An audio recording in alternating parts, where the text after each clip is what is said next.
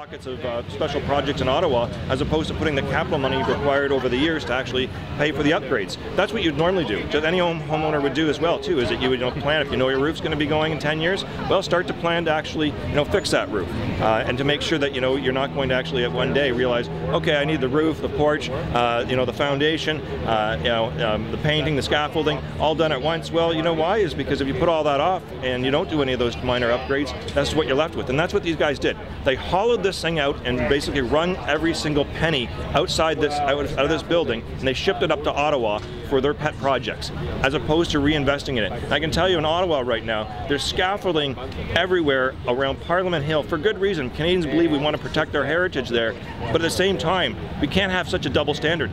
Our scaffolding didn't even pass the codes. Their scaffolding, you could literally eat it off.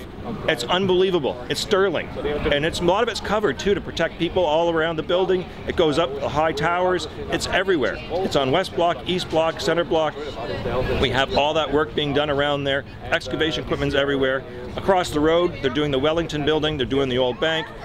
There's a series of different, even on the Justice building, when they had to actually put up some scaffolding to protect for work on the facade that's been redone, they did it in a way that was actually very nice, not this haphazard crap that they're doing down here. And it's a heritage building with an important name on it. Yeah, it's a heritage building with Paul Martin Sr.'s name on it, and there's a reason for all those things that took place, and it doesn't matter, really whose name in the building. It belongs to the people of this community in this country.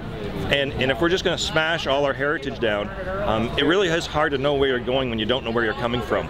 And this is part of a Windsor situation where the government is setting a poor role model about what should happen to heritage buildings and what people should do in investment in the downtown.